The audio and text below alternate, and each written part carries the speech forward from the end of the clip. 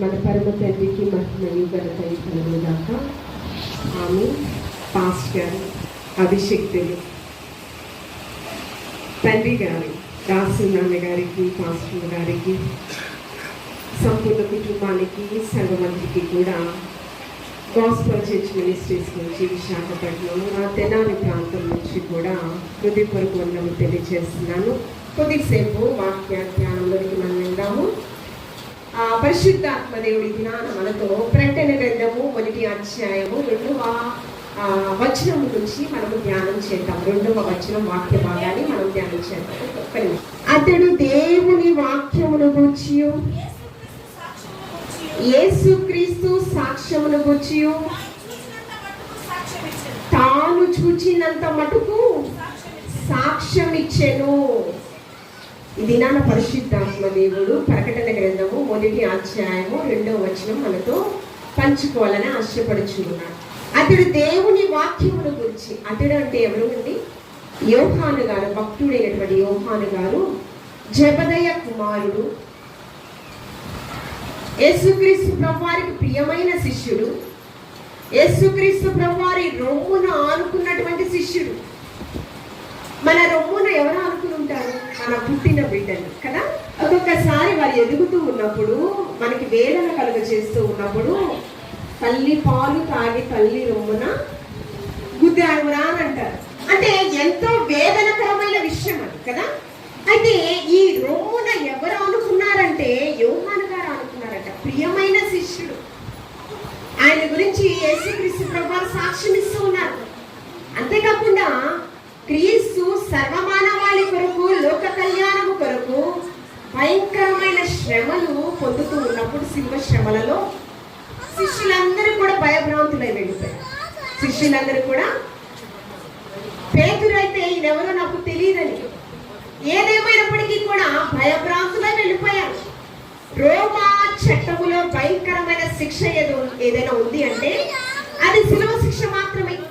శిలువ శ్రమలు, నిందలు, అవమానాలకు తాత్కాలంగా కనిపిస్తుంది. ఈ శిలువ గురించి వివరించమంటే హైందవులు కూడా మంచిగానే వివరిస్తారు. యేసుక్రీస్తు ప్రభువారు అంటే హైందవులకి కూడా ఒక మంచి సాక్ష్యమే.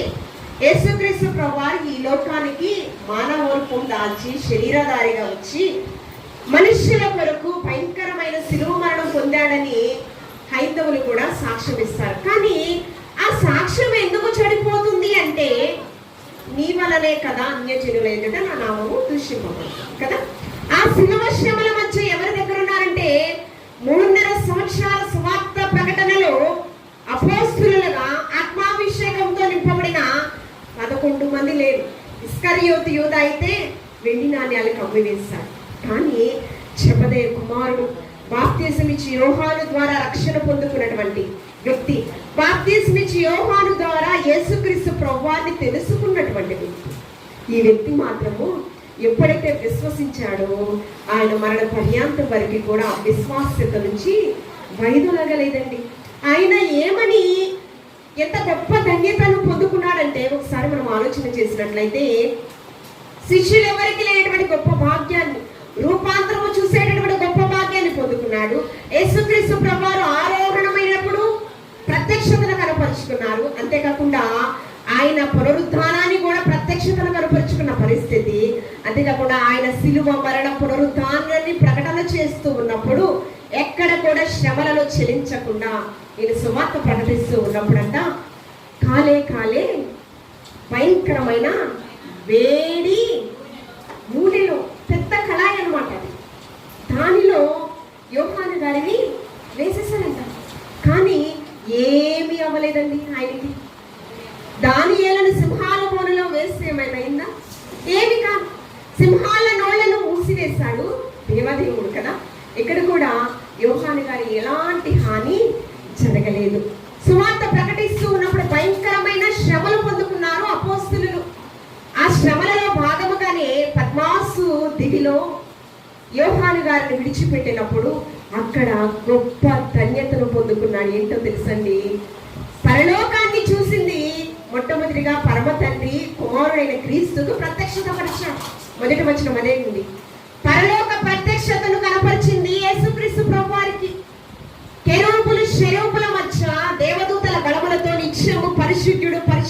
పరిశుద్ధుడని యేసుక్రీస్తు ప్రభువారు కొనియాడబడుచు ఉన్నారు కదండి. ఆ ప్రత్యక్షతను దేవదూతకు కనపరిచారు. దేవదూతకు ఆ దూత ఎవరికి ప్రత్యక్షతను కనపరిచిందండి? పరలోక ప్రత్యక్షత, మామూలు ప్రత్యక్షత కాదండి. పరలోక ప్రత్యక్షతను కనపరిచేటటువంటి గొప్ప భాగ్యాన్ని ఎవరు పొందుకున్నారో తెలుసా? యోహాను గారు.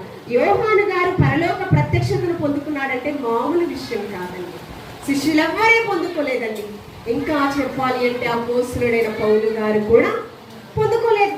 14 సంఘములను స్థాపించాడు అపోస్తలుడైన పౌలు గారు. బ్రతికితే నా యేసయ్య కోసం బ్రతుకుతాను, చావైతే నాకు ఎంతో మేలు అంటూ ఉన్నాడు.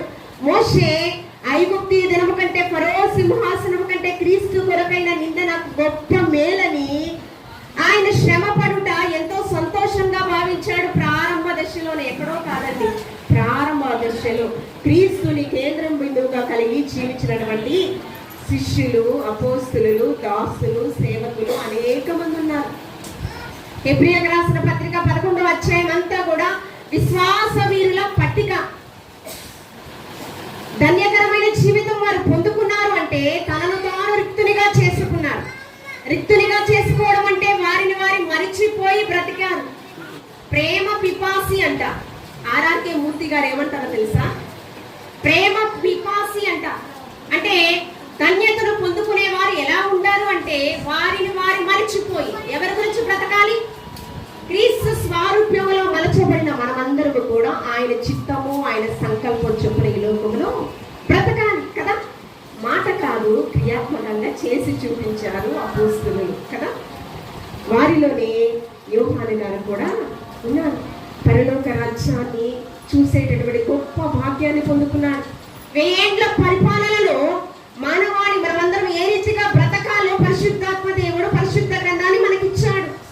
రాబోయే 1000 ఏండ్ల పరిపాలన కూడా యుగ సమాప్తి కాలంలో మనుష్యులు ఏ రీతిగా బ్రతకాలి అనేది కూడా ఈ యొక్క మర్మములతో కూడినటువంటి దైవావేశముతో, దేవోక్తులతో మనకి పరిశుద్ధాత్మ దేవుడి సమయంలో మనతో మాట్లాడుచు ఉన్నాడు. ఏంటండి చదువుకున్నటువంటి వాక్య భాగం ఏంటి? అతడు దేవుని వాక్యమును గురించి, దేని గురించి అండి? దేవుని వాక్యమును గురించి. నువ్వు కూడా దైవభీతి కలిగి నిజంగా క్రియాత్మకమైన వాక్యానుసారమైన జీవితం జీవిస్తున్నావా లేదా అనేది ప్రశ్నార్థకంగా కనిపిస్తుంది. ఈ చదువుకున్నటువంటి వాక్యంలో ప్రతి ఒక్క క్రైస్తవుడికి ఉండాల్సిన లక్షణం ఏంటంటే వాక్యానుసారమైన జీవితం మొదటిగా ఉండాలి. చెప్పండి, మొదటిగా ఏముండాలి? వాక్యానుసారమైన జీవితం ఉండాలి. రెండోది ఏంటి? ఏం తెలియపరుస్తున్నాడు? యేసుక్రీస్తు సాక్ష్యమును గురించి ఎవరికి తెలియపరుస్తున్నాడండి? నేడు నాకు, మనందరికీ కూడా మొదట ఏముండాలి? వాక్యానుసారమైన జీవితం ఉండాలి.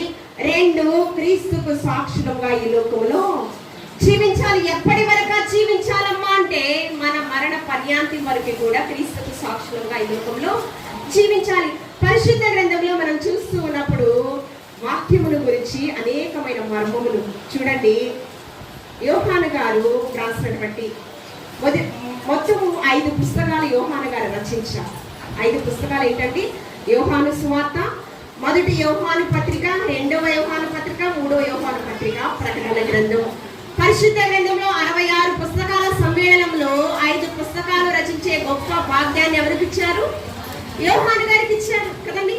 ఆయన ఏమని పలుకుతున్నాడంటే దైవ వాక్కులతో నేనే మార్గము, సత్యము, జీవం అంటున్నాడు. ఎవరంటే ఎవరిని గురించి మాట్లాడుతున్నాడు? యేసుక్రీస్తు ప్రభువారే మార్గము, పరలోకానికి చేర్చే మార్గము. సత్యవర్తనుడు ఈ లోకంలో సత్యాన్ని అనుసరించి ఎవరు జీవించలేదు. యేసుక్రీస్తు ప్రభువారే సత్యవర్తనుడు, జీవము, నిత్య జీవానికి చేర్చేటటువంటి వారు యేసుక్రీస్తు ప్రభువారే, ఆయనే అని స్పష్టంగా తెలియపరుస్తూ ఉన్నాడు. ఆయన గురించి ఎవరు మాట్లాడుతూ ఉన్నాడు? ప్రారంభంలోని 1వ అధ్యాయము 1వ వచనంలో చూడండి. ఆది యందు వాక్యము ఉండెను, వాక్యము దేవుని యొద్ద ఉండెను, వాక్యము దేవుడై ఉండెను. వాక్యం ఎవరండి? దేవుడు. ఈ వాక్యం ఎక్కడ పెడుతున్నాం మనం తీసుకెళ్ళి? ఆదివారం పరిశుద్ధ ఆలయం తీసుకొస్తున్నాం. ఆదివారం తర్వాత ఎక్కడ ఉంటుంది? క్షయమైన వస్తువులు ఎక్కడుంటాయి? బీరువాలో ఉంటాయి. ఈ యొక్క పరిశుద్ధ గ్రంథం మాత్రం ఎక్కడ ఖాళీ ఉంటే అక్కడ పెట్టేస్తాం కదా. విలువైన వస్తువు ఏదండి అసలు? బైబిల్. క్షయమైన వస్తువులనేమో చాలా భద్రపరుస్తూ ఉంటాం. దొంగలి వస్తాడేమో, దొంగిలిస్తాడేమో అని ఏమరపాటు లేకుండా తాళాలు ఒకటి కాదు 2-3 వేసేస్తూ ఉంటాం కదా. మరి విలువైన వస్తువు వాక్యమయ్యున్న దేవుడు, ఈ వాక్యము మనల్ని ఏం చేస్తుందంటే శరీరధారిగా భూమి మీద మన మధ్య కృపా సత్య సంపూర్ణుడిగా యేసుక్రీస్తు ప్రభువారు మన మధ్య ఉంచారండి. ఆయన శరీరధారిగా ఈ వాక్యం ఏం చేస్తుందంటే మనల్ని బ్రతికిస్తుంది. కీర్తనకారుడు మాట్లాడుచున్నాడు 119వ సంకీర్తన 50వ వచనము చదవండి. నీ వాక్యము నన్ను బ్రతికించి ఉన్నది ప్రభువా, నా బాధలలో ఇదే నాకు నెమ్మదినిస్తూ ఉన్నది ప్రభువా అంటూ ఉన్నాడు. ఎందుకు నీ వాక్యము నన్ను బ్రతికించుచున్నదని దావీదు మహారాజు గొర్రెల దొడలో ఉన్న ఆయన్ని సింహాసనాసీనుడుగా దేవదేవుడు ప్రతిష్ఠించుకున్నాడు. దేవుని యొక్క చిత్తము ప్రణాళిక ఆయన పట్ల ఉంది. గొర్రెలు మేపుకునే సామాన్యమైన గొర్రెల కాపరండి. ఎందుకు గొర్రెల కాపరయ్యాడు? కనిష్ఠుడు 10 మంది సంతానం అండి, కనిష్ఠ కుమారుడు. ఎందుకు గొర్రెల దొడ్డిలో గొర్రెలు మేపవలసిన అవసరం వచ్చింది? ఎప్పుడైనా ఆలోచన చేశారా? ఎక్కడికి వెళ్ళినా కూడా అన్య దేశంలో కూడా దేవదూతల భద్రత నాకు ఎక్కువగా ఉంచాడు దేవదేవుడు. దాన్ని బట్టి నేను ఎంతో సంతోషిస్తూ ఉన్నాను, ప్రభువుని గణపరుస్తూ ఉన్నాను. చూసినప్పుడు ఈ దావీదు గొర్రెల దొడ్డిలో అరణ్య మార్గములో బాల్య వయస్సు నుంచి ఎందుకున్నాడని ఒకసారి ఆలోచన చేసినట్లయితే సెన్హెడ్రన్ సభకు యెషయి ఒక అధికారి. ఇప్పుడు మనకి కోర్టు ఉంది, సుప్రీం కోర్టు ఉంది, చాలా కోర్టులు ఉన్నాయి. యూదా ప్రజలకు కూడా ఒక సభ ఉంది, ఒక చట్టం ఉంది. ఆ చట్టానికి ఎవరు అధికారి? యెషయి కదా. అయితే అక్కడ ఉన్న ప్రజలందరికీ కూడా అసూయ వచ్చేసింది. యెషయికి ఎంతమంది బిడ్డలు, అది కాక ఒక గొప్ప ఆధిక్యతను దేవదేవుడు ఇచ్చాడు. ఈ ఆధిక్యత నుంచి ఎలాగైనా యెషయిని తప్పించేయాలి అని ఆలోచన వచ్చింది. అప్పుడు ఏం చేశారో తెలుసా? బెన్యామీను గోత్రానికి చెందినటువంటి కుమార్తె రూజాబెతు, వాళ్ళు వేరే ఒక గోత్రానికి సంతతికి చెందిన వారిని వివాహం చేసుకోవడానికి వీలు లేదు. అయితే అధికారిగా ఉన్న ఈయన ఏం చేశాడు? కండిషన్ ఫెయిల్ అయిపోయారు. వాళ్ళందరూ కూడా ఒక తీర్మానంలోకి వచ్చారు. బెన్యామీను గోత్రానికి చెందినటువంటి రూజాబెతును వివాహం చేసుకున్నాడు కదా, అధికారిగా ఉండేటటువంటి అర్హత తనకి లేదు అని నిండు సభలో మనమందరం కూడా మాట్లాడాలి, పాయింట్ రేస్ చేయాలి అని చెప్పి అనుకున్నారు. అయితే ఈ వార్త ఎవరికి తెలిసిందో తెలుసా అండి? తన భార్య అయినటువంటి రూజాబెతుకి తెలిసింది. తెలిసినప్పుడు ఒక అధికారిగా యెషయి గొప్ప ఆధిక్యతను పొందుకున్నాడు. అయితే తన ఎడల దేవుని యొక్క చిత్తము ప్రణాళిక ఏదో ఉంది. అందుకనే అబ్రహాము కుమారుడు దావీదు కుమారుడైన యేసుక్రీస్తు ప్రభు వంశావళి, దేవుని యొక్క చిత్తము ప్రణాళిక ఒకటి ఉంది. ఆ ప్రణాళిక ఏంటో రూజాబెతుకు తెలుసు. అందుకని ఏం చేసింది తెలుసా? వెనువెంటనే యెషయికు సలహా ఇచ్చిందండి. ఏమండి, మీరు మరొక వివాహం చేసుకోండి. తనను తాను వ్యక్తులుగా చేసుకోవడం అంటే ఇదే. దావీదు సింహాసనాసీనుడయ్యాడంటే దావీదు వంశము నుంచి లోకరక్షకుడైన యేసుక్రీస్తు ప్రభువా యెషయి మొద్దు నుండి చిగురు పుట్టెను. ఆ చిగురే లోకరక్షకుడైన యేసుక్రీస్తు ప్రభువా ఈ భూమి మీద రావడానికి చాలా మంది శ్రీమూర్తులు త్యాగం చేశారు. ఆ శ్రీమూర్తులలో రూజాబెతు కూడా త్యాగము చేసింది. భార్య స్థానాన్ని ఎవరికి ఇచ్చింది? వేరొక కుమార్తెకు ఇచ్చింది. మరి వేరొక కుమార్తె వచ్చినప్పుడు ఎన్ని అవమానాలు పొందుతుంది? పెనిన్నా అన్నాని ఎన్ని అవమానాలు ఇవ్వండి. ఆమె పెట్టిన అవమానాలు తాళలేక ఎలాగైనా కుమారుడు కావాలి అని దేవుని సన్నిధిలో విలపించింది కదండి. అందుకనే తన భర్త అంటూ ఉన్నాడు, 10 మంది కుమారుల కంటే మరి విశేషమైన ప్రేమను నేను నీకు అందజేస్తూ ఉన్నాను కదా, నీకు బిడ్డలు లేరని ఎందుకు వేదన చెందుతూ ఉన్నావు అన్నా అని చెప్పి తన భర్త మాట్లాడుచున్నా. అయినా కూడా నాకు శ్వాసం కావాల్సిందే. సమయంలో ప్రవక్త వచ్చాడు. సవితి పోరు ఏ రీతిగా ఉంటుందో దాని గురించి మనం మాట్లాడుతున్నాం. అత్త ప్రేమను రూజాబెతు పట్ల చూపిస్తూనే ఉన్నాడు. ప్రేమను చూపించిన ప్రక్రియలో పుట్టిన కుమారుడే దావీదు. అప్పుడు యెషయి కుమారులందరూ కూడా వేరొక వ్యక్తితో పాపం చేయడం వల్ల మా తల్లి గర్భాన్ని ధరించింది. అందుకే నా తల్లి కుమారులకు నేను అన్యుడను పరుడనైతిని ప్రభువా, వారు నా అడుగు చాడలు కనిపెట్టుచూ ఉన్నారు ప్రభువా. ఎందుకు? నన్ను చంపాలని, దావీదుని చంపాలని. ఎవరంట? అడుగు చాడలు కనిపెట్టుచుంది. సామాన్యమైన వ్యక్తులు కాదు, ఇరుగు పొరుగు వారు కాదు. గడాంధకారం, నా జీవితంలో ఇంకేం మిగలేదు, చీకటే మిగిలింది, చీకటే అనుమకుంది, ఇక నేను బ్రతకడం వేస్ట్, అంత శూన్యంగా కనిపిస్తుంది అని ఆ సమయంలో కూడా అయినా కూడా నా దుడ్డు కర్ర దండం నన్ను ఆదరించుచున్నది ప్రభువా, నా శత్రువుల ఎదుట నీవు నాకు భోజనం చేస్తూ ఉన్నావు ప్రభువా. అన్నలు ఏం చేశారో తెలుసా? అందరూ కూడా వేరొక వ్యక్తి చేత పుట్టిన కుమారుడని మమ్మల్ని హేళన చేస్తున్నారు నాన్నగారు, మేము సమాధానం చెప్పలేకపోతున్నాము. దావీదు గురించి మీరేం చేస్తారంటే గొర్రెలు మేకలు మందడానికి పెంచడానికి పంపించండి. అవి మేపడానికి వెళ్ళినప్పుడు 1 దినం 2 దినాల్లో రారండి. ఎన్ని దినాలకు వస్తారు? కొన్ని మాసాల తర్వాత వస్తారు. కొన్ని మాసాలు గడిచిపోతాయి. అయితే ఆ మాసాలలో, ఆ దినాలలో ఏమవుతుందంటే క్రూర మృగాల చేత, విష సర్పాల చేత దావీదు చంపబడతాడు అని ఆలోచనగా అక్కడికి పంపించడము. అందుకని మనుష్యులు బాహ్య సౌందర్యాన్ని లక్ష్య పెడతారు. నేను హృదయాంతరంగంలో పరిశోధించేటటువంటి దేవుడనని సమూయేలును అభిషేకించడానికి పంపించినప్పుడు పలికినటువంటి వాక్కులు, నీ కుమారులలో నీ వంశములో ఒకరిని యూదా గోత్రానికి ఒక రాజుగా నియమించబోతూ ఉన్నాడు అని చెప్పి సౌలు తర్వాత ఇశ్రాయేలు ప్రజలకు రాజుగా నిర్మించడానికి ఎవరిని అభిషేకించారండి? దావీదుని. దావీదుని అభిషేకించడానికి ముందు అతను ఎక్కడున్నాడు? గొర్రెల దొడ్డిలో ఉన్నాడు. కానీ ఎవరెవరు వస్తున్నారండి? ఎవరెవరు వస్తున్నారు అభిషేకింపబడుటకు? పెద్ద కుమారులు అందరూ వస్తున్నారు. అప్పుడే పలికిన వాక్కు మనుష్యులు పై రూపాన్ని పొట్టివాడు గట్టివాడు దావీదు కదా. అందరికి అనుదృష్టిలో లేడు. అందరికి అనుదృష్టిలో ఉండాలి అంటే ఎలా ఉండాలంటే యేసుక్రీస్తు ప్రభువారు 10,000లో సుందరుడు అలా ఉండాలి. మనుష్యులు లక్ష్య పెట్టే వాడిని నేను. అందుకే నీ వాక్యము నన్ను బ్రతికించింది నా బాధలలో. మనకి ఎన్నో శ్రమలు ఉన్నాయి. చింతలేని మనిషి చింతలేని గృహము నేటి దినాలలో నీ వాక్యము నన్ను బ్రతికించుచున్నది. ప్రతి ఒక్కరిని బ్రతికిస్తుంది. నన్ను కూడా బ్రతికించింది, మిమ్మల్ని కూడా బ్రతికిస్తుంది. మన కుటుంబాలలో మారా అనుభూతులను మధుర అనుభూతులుగా మార్చేటటువంటి సమర్థుడు ఒక్క త్రిత్వములో ఏకమైన దేవదేవుడు మాత్రమే. ఏమంటే అమితంగా ప్రేమించిన భర్త కూడా స్వార్థప్రియుడే, భార్య కూడా స్వార్థపడాలి. బిడ్డలు కూడా అల్లిని, తండ్రిని, భార్యను, బిడ్డల్ని, సహోదరి ఎవరిని కూడా నాకంటే అమితంగా నీవు ప్రేమించవు. ప్రేమిస్తే ఏమవుతుందంటే ఫలితంగా మనకు మిగిలేది మోసపోకుడి. ఆదికాండము 15వ అధ్యాయము వాక్యమై ఉన్నది. యెహోవా వాక్యము అబ్రహాములకు దర్శనమందు వచ్చి, అబ్రామా భయపడకుము, నేను నీకు కేడము, నీ బహుమానము అత్యధికమగునని చెప్పాను. ఏంటండి? నేడు కేడము, నీకు బహుమానము అత్యధికము. అబ్రహాము చాలా ఆస్తిపరుడండి, చాలా ఆస్తిపరుడు.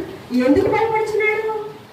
అబ్రహామా అని పిలవలేదు, అబ్రామా అని పిలిచాడు. ఎప్పుడు పిలుస్తూ ఉన్నాడు? స్వాస్యము పుట్టక ముందు వరకు కూడా అబ్రహాము ఎన్నో ఏట దేవుని యొక్క స్వరాన్ని విన్నాడండి. 75వ ఏట దేవుని యొక్క స్వరాన్ని విన్నాడు. నేను చూపించే దేశానికి నువ్వు వెళ్ళిపో, సమస్తాన్ని, ఆస్తిని, బంధుమిత్రాదులను అన్నిటినీ విడిచిపెట్టి వెళ్ళిపో అన్నాడు. మాట్లాడకుండా దేవుని యొక్క పిలుపుకు, దేవుని యొక్క మాటకు లోపడ్డాడు. అబ్రాహామును బట్టి దేవాతి దేవుడు గొప్ప ప్రణాళిక ఉంది. ఇసుక రేణువుల కంటే విస్తారముగా నీ సంతతి వారిని నేను ఆశీర్వదిస్తాను. భూమి మీద నువ్వు ఎవరిని ఆశీర్వదిస్తే పరలోకం నుంచి వారిని నేను ఆశీర్వదిస్తానని, ఆశీర్వాదానికి వారసులుగా నీ సంతతి వారందరూ కూడా ఉంటారు. అంతేకాకుండా విశ్వాసులకు తండ్రి అయ్యాడు అబ్రహాము, శారా. ఆ విశ్వాసులకు తల్లిదండ్రులకు అవ్వడానికి ఎన్ని శ్రమలు దాటుకుంటూ వచ్చాడండి. సమస్తాన్ని విడిచిపెట్టాడు. శ్రమలలో దేవుణ్ణి స్తుతించాడు. స్వరం ఎప్పుడైతే విన్నాడో అంత క్షయమైన ఆశీర్వాదాలన్నీ కూడా విడిచిపెట్టాడు. అందుకని అబ్రహాము దేవుని నమ్మెను, అది అతనికి నీతిగా ఎంచబడెను. నీతి సూర్యుడైనటువంటి రారాజు నాకు తోడుగా ఉన్నాడు, ఏమున్నా లేకపోయినా నేను ఆశీర్వదింపబడతానని విశ్వాసం అతనికి ఉంది. కనుకని అక్కడ ఏమైనా మాట్లాడుతున్నాడు? వాక్యము భయపడకు, యెహోవా వాక్యము, యెహోవా వాక్యము అబ్రహామునకు దర్శనముందు వచ్చిందంట. అంటే యెహోవా దేవుడే ఎవరితో మాట్లాడుచు ఉన్నాడు? అబ్రాహాముతో మాట్లాడుచు ఉన్నాడు. ఏమనంటే నీకు గొప్ప ఆశీర్వాదాన్ని ఇవ్వబోతున్నాను. ఎవరిని ఇవ్వబోతున్నాడు? ఒక వాగ్దాన పుత్రుణ్ణి. అందుకని సాగుకు ప్రతిగా బలి అయిన ఆ గొర్రె పిల్ల అబ్రహామును బ్రతికించిన దేవుడు. మనం భయపడకు, జడీకు, నిబ్రముగా ధైర్యంగా ఉండము అని దావీదును బలపరిచిన దేవుడు మనల్ని కూడా బలపరుస్తాడు. లూకా గారు రాసినటువంటి అపోస్తలుల కార్యములు 4వ అధ్యాయము ఈ యొక్క అపోస్తలులు క్రీస్తు యొక్క వాక్యాన్ని ప్రకటిస్తూ ఉన్నప్పుడు, పేతురు కూడా క్రీస్తు యొక్క వాక్యాన్ని ప్రకటించినప్పుడు కూడా 2వ అధ్యాయంలో రమారమి 3,000 మంది మారు మనస్సు పొందారు. పాపక్షమాపణ, బాప్తిసం పొందుతూ వాక్యము వినిన వారిలో అనేకులు నమ్మిరి. వారిలో పురుషుల సంఖ్య ఇంచుమించు 5,000 మంది బాప్తిసం తీసుకున్నారు. దైవావేశము చేత దాసు పాస్టర్ గారు అభిషేక్తులు 5 సంవత్సరముల నుంచి ఆత్మాభిషేకంతో నింపబడి ప్రవచనము గురించి, జరగబోయే సంగతుల గురించి, పరిశుద్ధాత్మ దేవుడు మనకిచ్చినటువంటి పరిశుద్ధ గ్రంథములైనటువంటి వాక్కుల గురించి, ఆ వాగ్దానాలు మీ జీవితంలో నెరవేర్చబడాలి అంటే మీరు ఏ రీతిగా బ్రతకాలి అనేది 1 సంవత్సరం కాదండి. ఎన్ని సంవత్సరాలు చెప్పుకుంటారు? 15 సంవత్సరాలు మీకు చెప్పారు. మరి ఎంతవరకు మీ హృదయంలో దాన్ని భద్రపరుచుకున్నారు? వాక్యానుసారమైన జీవితం ఎంతమంది జీవించారనేదే ప్రశ్నార్థకంగా. అపోస్తలుడైన పౌలు గారు 2వ తిమోతి 4వ అధ్యాయం 2వ వచనం, వాక్యమును ప్రకటించు, సమయమందును అసమయమందును ప్రయాసపడము. ఎవరు ప్రయాసపడుతున్నారు? ప్రకటించే బాధ్యత ఎవరికి ఇచ్చారు? 3 గంటల వరకు సాక్షులుగా ఈ సిలువ సువార్తను మీరు ప్రకటించండి అని దాసు పాస్టర్ గారికి ఇచ్చారు. కాబట్టి మీకు వాక్యాన్ని ప్రకటిస్తూ ఉన్న సంపూర్ణ దీర్ఘశాంతముతో ఇంకా మీరు మార్పు చెందుతారేమో, ఇంకా ఆత్మల దాహంతో మీరు కూడా ఆ కాపరికి తోడ్పాటుగా ఉంటారేమో, ఈ సంఘం అంతా కూడా ఆత్మలతో నింపబడుతుందేమో, అనేకులను మీ ద్వారా, మీ సాక్ష్యం ద్వారా ప్రభు వైపు ఆకర్షిస్తారేమో అని దీర్ఘశాంతము మీ పట్ల చూపుతూ ఏం చేస్తాడండి? మీకు ఉపదేశించుచూ ఉన్నారు. దైవావేశము చేత ఉపదేశించినటువంటి దైవ వాక్కులు కదండి. ఖండించుచు, మిమ్మల్ని ఖండించాలి, మీకు బుద్ధి చెప్పాలి. కొంతమంది ఖండించరు, కొంతమంది మనుష్యులను సంతోష పెట్టే వాక్కులు చెప్తూ ఉంటారు. మనుష్యులను మిమ్మల్ని కొనియాడినప్పుడు మీకు శ్రమ కలుగుతుంది కదండి. మనుష్యులను సంతోష పెట్టే వాక్యము కాదు కానీ సువార్త ప్రకటన, సిలువ సువార్తను, సత్య సువార్తను మరి దాసు పాస్టర్ గారు ఈ యొక్క సంఘము ద్వారా మీతో పరిశుద్ధాత్మ దైవావేశంతో మీతో పంచుకోవడము జరుగుతుంది. ఇలాంటిది జీవితం మారిపోతుంది, గడ్డి లాంటిది జీవితం మారిపోతుంది, పువ్వు లాంటిది జీవితం మారిపోతుంది, గడ్డి లాంటిది జీవితం మారిపోతుంది.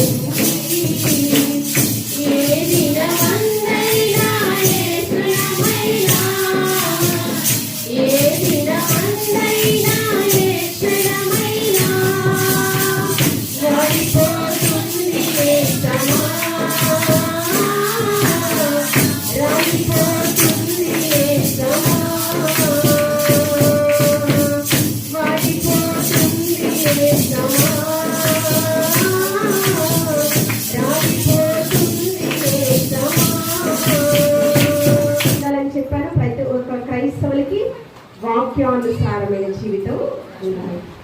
సాక్ష్యము కలిగి లోకంలో జీవించాలి. సాక్ష్యము మనం అనుకుంటూ ఉంటాము, నేను ఎవరికి చెప్పాలి, నేను ఎవరికి ఎక్స్ప్లెనేషన్ ఇవ్వాలి అంటే, ఎవరు నన్ను ప్రశ్నించినా కూడా నాకు ఇష్టం ఉంటే సమాధానం చెప్తాను, లేకపోతే లేదు కదా. ఆ మనుషుల యొక్క నైజం అలాంటిది కదా. ఒకవేళ మన తప్పుని సమర్థించుకోవడానికి మరొక అబద్ధం మాట్లాడుతూ ఉంటాం కదా.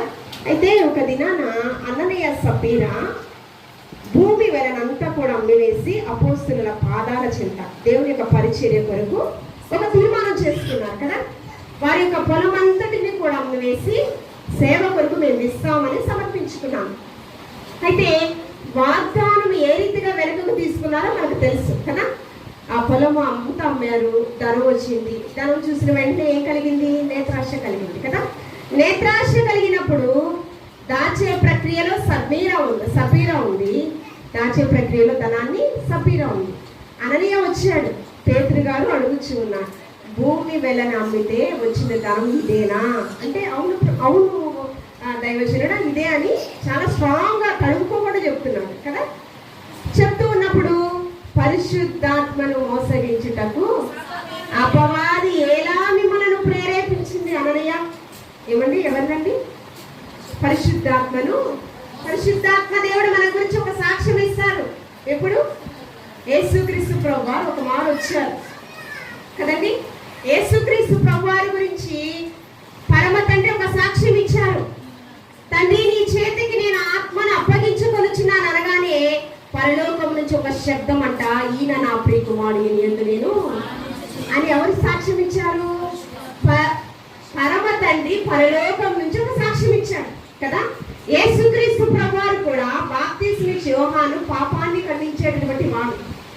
సర్పసంతానమా, రాబో గురుతుల గురించి మీకు బుద్ధి చెప్పువాడెవడు, మారు మనస్సు పొందండి అని యెషయా ప్రవచనాన్ని ఎత్తి చూపుతూ ఆయన మర్మములతో కూడినటువంటి వాక్కులు చెప్తూ ఉన్నప్పుడు పాపాన్ని ఖండించినందుకు హేరోదియు పాపం చేస్తుంటే ఆ ఖండించాడని కోపంతో ఏం చేసిందంటే తన కుమార్తెని అస్త్రంగా వాడుకుని నాట్యం చేయించి హేరోదు భరతనాట్యం అంటే జన్మదినోత్సవం రోజు భరతనాట్యం చేయించి, నాట్యమే కావచ్చు భరతనాట్యమే కావచ్చు ఏదో మనకైతే తెలియదు, నాట్యం చేయించి హేరోదు రాజు యొక్క హృదయాన్ని గెలుచుకుని నీకేం కావాలో కోరుకో అన్నప్పుడు ఆమె ఏమడిగిందండి? బాప్తిస్మిచ్చి యోహాను తలను నరికి నాకు ఇవ్వండి అని అడిగింది. కూతునే ఒక అస్త్రంగా వాడుకుంది. ఏమండి, శాపానికి యోగ్యురాలుగా చేసింది ఒక తల్లి కదా. అయితే పాపానికి వచ్చేటటువంటి జీతము మరణం అని చెప్పినందుకు ఏం చేసిందంటే ఫలితంగా చిరచ్ఛేదనము చేయబడ్డాడు కదా. అతని గురించి యేసుక్రీస్తు ప్రభువారు ఇస్తున్నటువంటి సాక్ష్యం ఏంటంటే, తల్లులు కనిన కుమారులలో బాప్తిస్మిచ్చి యోహాను కంటే గొప్పవాడు మరి ఎవడనూ లేడని ఎవరు సాక్ష్యం ఇస్తూ ఉన్నారు? యేసుక్రీస్తు ప్రభువారు సాక్ష్యం ఇస్తూ ఉన్నారు. ప్రవచనం ఆయన గర్భంలో ఉన్నప్పుడే ఒక ప్రవచనం అనేకులు ఇతన్ని బట్టి సంతోషిస్తారంట. అనేకులను ప్రభు వైపు ఆకర్షించే ఒక బలమైన సాధనము. అందుకనే మరియమ్మ శుభవచనం వినంగానే బాప్తిజం ఇచ్చే యోహానంట ఆ గర్భములో ఆనందముతో గంతులు వేస్తూ ఉన్నాడు. ఎందుకంటే ప్రవచనము తల్లి గర్భములో పిండముగా రూపింపబడకమునిపై నేను నిన్ను ప్రతిష్ఠించుకుని వాగ్దానము యోహాను వారి జీవితంలో స్థిరపరచబడింది. ఆయన గురించి ఎవరు సాక్ష్యం ఇచ్చారు? యేసుక్రీస్తు ప్రభువారు. ఇతని కంటే గొప్పవాడు మరి ఎవడును లేడు కదా.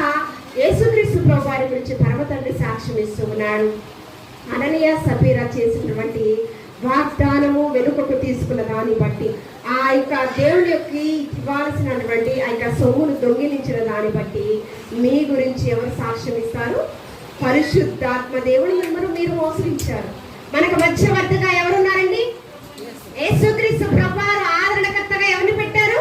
పరిశుద్ధాత్మ దేవుని మనకు పెట్టాడు. మన గురించి ఎవరు సాక్ష్యం ఇస్తారు? పరిశుద్ధాత్మ దేవుడు. ఇంకా మనం పరలోక రాజ్యానికి యేసుక్రీస్తు ప్రభువారిని ఎదుర్కోవడానికి వెళ్తున్నప్పుడు ఏముంటాయంట? జీవ గ్రంథం ఉంటుంది, వేరొక గ్రంథము ఉంటుంది. వేరొక గ్రంథంలో ఏముంటాయంటే మనం చేసే పాపాలన్నీ కూడా లిఖితమయ్యి ఉంటాయి. మనం ఏమనుకుంటున్నామంటే మనం చేసేటటువంటి వారి పాపాలకి ఎవ్వరు చూడట్లేదని మనం అనుకుంటాం. కానీ మన గురించి ఎవరు సాక్ష్యం ఇస్తారంట? పరిశుద్ధాత్మ దేవుడు సాక్ష్యం ఇస్తాడు. ఏ రీతిగా సాక్ష్యం ఇవ్వాలి? నిజంగా ఈయన మంచి కుమార్తె, మంచి కుమారుడు, బలా నమ్మకమైన మంచి దాసుడు అని ఎవరు సాక్ష్యం ఇవ్వాలి? పరిశుద్ధాత్మ దేవుడు యేసుక్రీస్తు ప్రభువారు రెండవ రాకడలో వచ్చినప్పుడు సాక్ష్యం ఇవ్వాలి కదా. కాబట్టి మన సాక్ష్యము ఏ రీతిగా ఉంది అనేది మనల్ని మనము ఆత్మ పరిశీలన చేసుకోవాలి. చూడండి, ద్వితీయోపదేశ కాండము పంచకాండాలలో మోషే రాసినటువంటి ద్వితీయోపదేశ కాండము 30వ అధ్యాయం 19వ వచనము. ద్వితీయోపదేశ కాండము 30వ అధ్యాయం 19వ వచనము.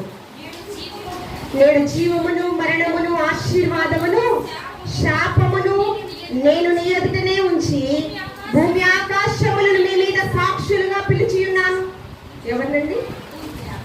జీవము మరణమును శాపమును ఆశీర్వాదమును అన్ని మీ దగ్గర ఉంచాను. ఏదైనా తోటలో సమస్త ఆశీర్వాదాలు ఉన్నాయి. దాని మీద అధికారం కూడా ఎవరికి ఇచ్చారు? ఆదాము అమ్మనికి ఇచ్చారు. ఎక్కడ ఇద్దరు ముగ్గురు కూడా నా నామములు ఉంటారు, వారి మధ్య నేను ఉంటాను. నిజంగా మొదటి సంఘం ఎక్కడ ప్రారంభమైందంటే ఏదేను తోటలోనే. ఎక్కడ ఇద్దరు ముగ్గురు నా నామములు ఉంటారో, ఇద్దరు ముగ్గురు ఉన్నారు కదా, అక్కడ దేవుని యొక్క సన్నిధి ప్రత్యక్షత ప్రతిదినము వారితో సహవాసం చేయాలి కదా. సమస్తం ఆశీర్వాదం అక్కడ, శాపము కూడా అక్కడే ఉంది. ఆశీర్వాదాన్ని వద్దనుకున్నారు, శాపాన్ని కావాలనుకున్నారు. సర్పం యొక్క మాటలకు ప్రేరేపితమైంది కదా. ఏదైనా తోట నుంచి బహిష్కరింపబడటకు కారణం ఏంటి? ఏంటంటే సర్పం యొక్క మాటలకు ప్రేరేపితం అవ్వడం వల్ల దైవజనులు ఖండించే వాక్యాలు మీకు చెప్తారు. శాపం మీ దగ్గర ఉంది, ఆశీర్వాదం మీకు ఏం కావాలా? పరలోకం కావాలా, నరకం కావాలా? ఏమండి, సద్బోధకుడా పరలోక రాజ్యానికి చేరాలంటే ఏం కావాలి అని అడిగినప్పుడు నీకు ఒకటి కొదువుగా ఉంది, నీ ఆస్తినంతా అమ్మి పేదలకు ఇచ్చే అన్నాడు. ఒకటే నీకు కొదువుగా ఉంది, ధనాపేక్ష సమస్త కీడులకు. నువ్వు పరలోక ధనం నీకు కావాలి అంటే క్షయమైన ధనాన్ని నువ్వు విడిచిపెట్టాలి అని చెప్పినప్పుడు సలుగుకుని అక్కడి నుంచి వెళ్ళిపోయాడంట కదా. కానీ ధనవంతుడేమో పాతాళంలో నరకయాతన అనుభవిస్తూ నిరుపేదగా మిగిలిపోయాడు. పేదవాడైనటువంటి లాజరేమో అబ్రహాము రొమ్మున ఆనుకుని సురక్షితంగా ఉన్నాడు. పాతాళం నుంచి ధనవంతుడు లాజరును బట్టి ఒక మంచి సాక్ష్యం ఇచ్చాడు. సాక్ష్యం ఇస్తూనే ఏమై పలుకుతున్నాడు? నీ కుమారుడైన లాజరుతో చిటికెలు వేలి కొనతో కొన్ని చుక్కల నీటిని నాకు ఇప్పించు ప్రభువా. అబ్రహామా, ఈ యొక్క నరకయాతన నేను తాళలేకపోతున్నాను ప్రభు. సాక్ష్యము మంచిదిగా ఉండాలి. సాక్ష్యం లేని జీవితం ఉండడానికి వీలు లేదు. అందుకనే మన వాక్యము హృదయంలో అంట ఏముండాలి? వాక్యం ఉండాలంట. వీధిలో ఏముండాలంట? చెప్పండి. వీధిలో ఏముండాలి? సాక్ష్యం ఉండాలి మన గురించి. మన హృదయంలో ఏముండాలి? ఈ రెండు లేకపోతే క్రైస్తవ జీవితము వ్యర్థము కదా. మన క్రైస్తవం పేరుకే క్రైస్తవులు అనుకున్నట్టు ఉంటుంది కదా. నునివెచ్చని స్థితి. ఇలాంటి వారు ఎలా ఉంటారంటే నువ్వెవరో నాకు తెలియదని నిర్మోహమాటంగా ప్రభువా నీ పేరిట ఆ కార్యాలు ఈ కార్యాలు ఎన్నో ధర్మకార్యాలు చేశాను ప్రభువా అన్నా కూడా నీవెవరో నేను ఎరుగను, నాకు తెలియదు కదా. కాబట్టి మన సాక్ష్యము చాలా. అందుకనే చివరిగా మీకు సమయం లేట్ అయిపోయింది. నయోమి బెత్లెహేము పట్టణం నుంచి ఎక్కడికి వెళ్ళింది? మోయాబు దేశానికి వెళ్ళిపోయింది నయోమి. ఇక్కడ ఉన్నప్పుడేమో కొంత ఆకలి అంటే సమృద్ధి లేకుండా చూసింది. అంటే తనకి కుటుంబంలో సమృద్ధి లేదు కదా. ఆ సమృద్ధి లేకపోవడం వల్ల క్షయమైన ఆశీర్వాదాల కోసం రొట్టెలకు గృహమైనటువంటి రొట్టెల గృహం బెత్లెహేము అంటే రొట్టెల గృహం ఆశీర్వాద నిలయమైనటువంటి స్థలాన్ని విడిచిపెట్టి శపితమైన ప్రాంతం మోయాబు దేశానికి వెళ్ళిపోయింది. అక్కడికి వెళ్ళినప్పుడు ఏం చేసిందో తెలుసా? ఇప్పుడైతే ఆకలే అదే తినడానికి సమృద్ధి ఆహారమే లేదు. కానీ అక్కడికి వెళ్ళి తన భర్తలు కోల్పోయింది, బిడ్డల్ని కోల్పోయింది, అంటే సమస్తాన్ని కోల్పోయింది. భర్త మరలా వస్తాడా? పోయిన పిల్లలు మరలా అంటే తీరని నష్టము, పూడ్చుకోలేని నష్టం అంటారు కదా. పూడ్చుకోలేని నష్టం అంటే ఏంటంటే ధనం పోతే మనం సంపాదించుకోవచ్చు, మన శక్తి ఉంటే, మనకు సత్తు ఉంటే మరలా సంపాదించుకోవచ్చు. కానీ తీరని నష్టము ఎలాగంటే భర్తను కోల్పోయింది, సమస్తాన్ని కోల్పోయిందండి. తిరిగి మరలా నన్ను నయోమి అని పిలవద్దు, చేదైన అనుభూతులతో నేను వచ్చాను, మారా అని పిలవండి అని చెప్తుంది. అక్కడ ఒక శ్రేష్టమైన మాట మాట్లాడుతుంది చూడండి, మనందరికీ హెచ్చరికతో ఉండండి కాదండి. ఋతు గ్రంథము 1:21 యెహోవా నా మీద విరుద్ధముగా సాక్ష్యము పలికెను, సర్వశక్తుడు నన్ను బాధపరిచినని వారితో చెప్పాను. ఎందుకు విరుద్ధంగా పలికాడండి? ఆశీర్వాదాలు మన కళ్ళ ముందే ఉంటాయండి, కానీ పొందుకోలేని దుస్థితిలో మనం బ్రతుకుతూ ఉంటాం.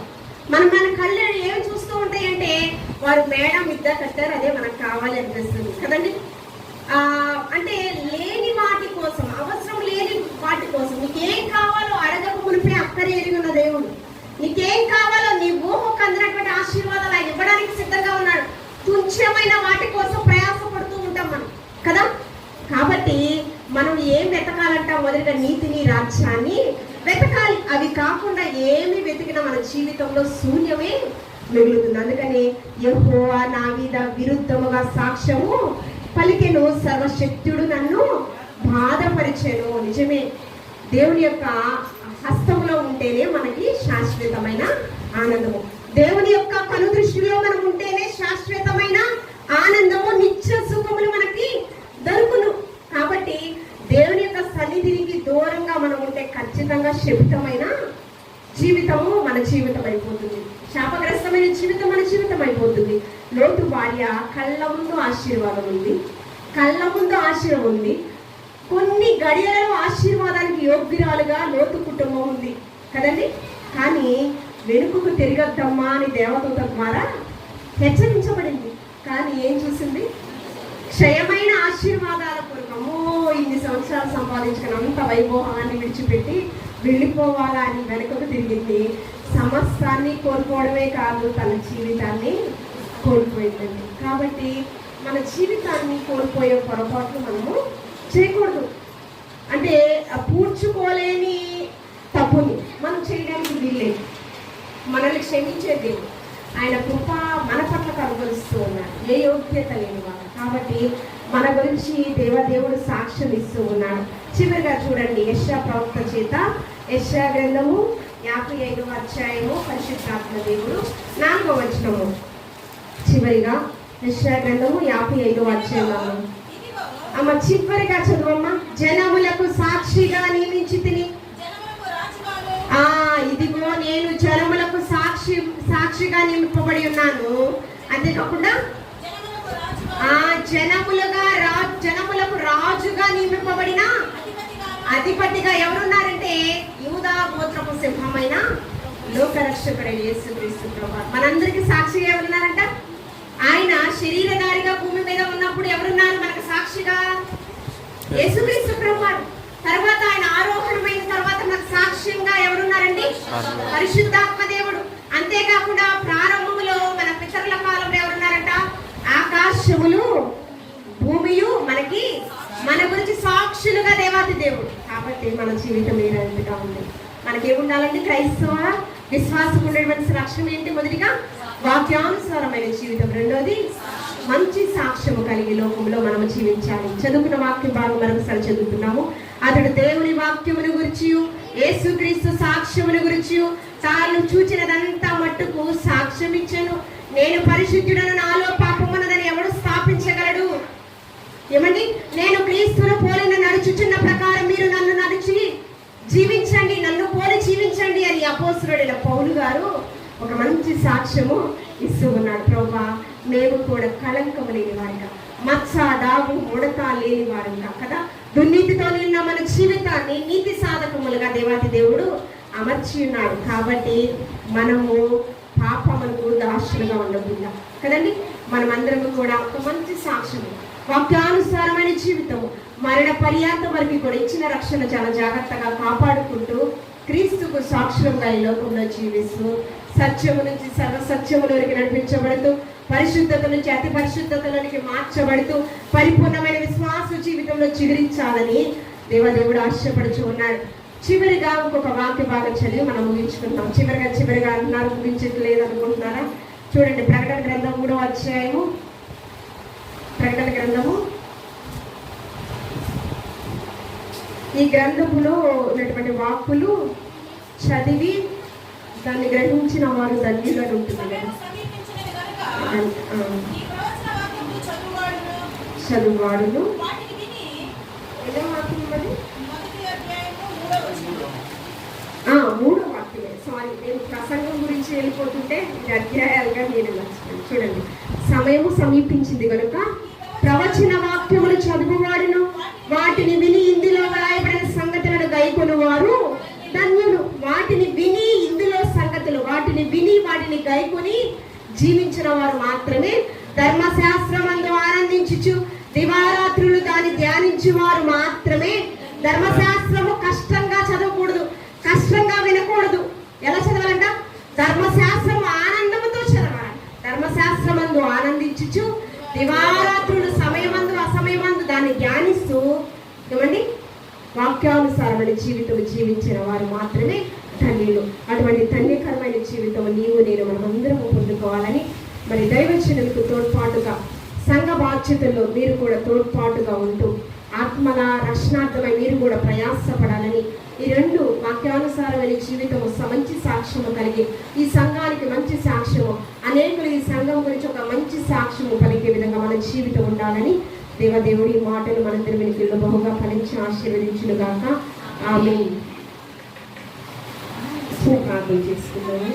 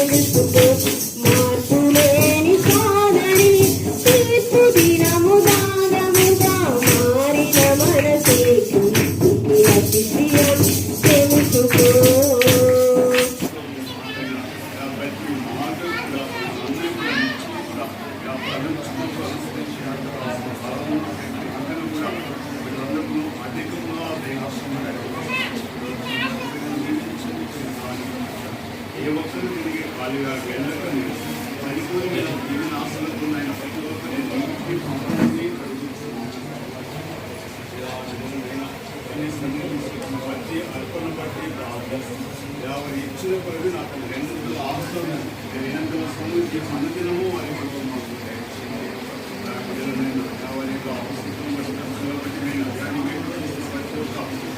బిడ్డలను దీవించిన ఆత్మలో దీవించి పరిపూర్ణమైన మేలుతో తృప్తి పరచమని అడుగుతున్నాను. నీకు స్తోత్రాలు పరిశుద్ధుడా, నీకు స్తోత్రాలు బ్రహ్మ సాయంత్రం నేను సహాయం చేసి అనేకులను నాతో ప్రేరేపించి నడిపించండి బ్రహ్మ. మంచి వారు అనుకోవచ్చనితో లోటు పనులు తీర్చినైనా దాని మీద నీకు స్తోత్రాలు పరిశుద్ధుడా, నీకు స్తోత్రాలు బ్రహ్మ.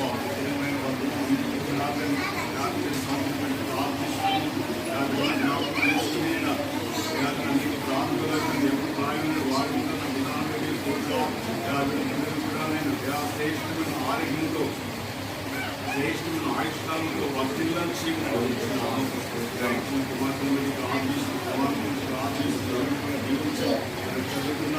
ఉన్నతమైన చదువులో ఉన్నతమైన జ్ఞానంలో ఉన్నతమైన జ్ఞాపశక్తి వీళ్ళు అనుగ్రహించిన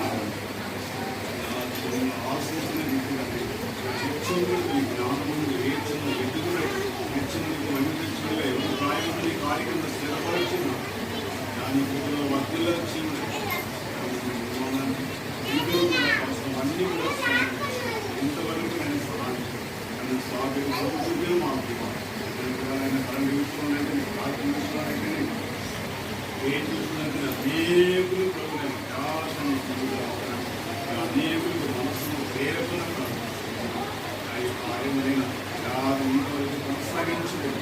కార్యక్రమాన్ని అన్నింటిలో కూడా నీవే ఆలోచన, నీవే సహాయకుడిగా తోడుంటే నాకు కార్యంలో కొద్దిగా ముగించబడుతూ సహాయం ప్రయాసం వచ్చి నాకు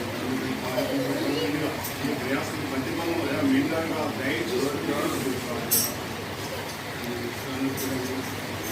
ఆదరణ నీ ఆలోచన నిత్యము తోడించి నాకు ఒకరు దినము వర్తిల్లాల్సింది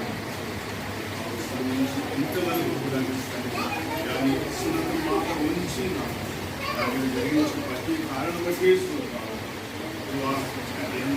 ప్రార్థన గుడికి కూడా నీ దగ్గర ఆ శుక్రవారాన్ని మంచి వాతావరణం కూడా ఉంచి నాకు ఆ గుడి కూడా ఘనముగా దానికి మహిమాగా జరుగుటకు సహాయం చేయాలి.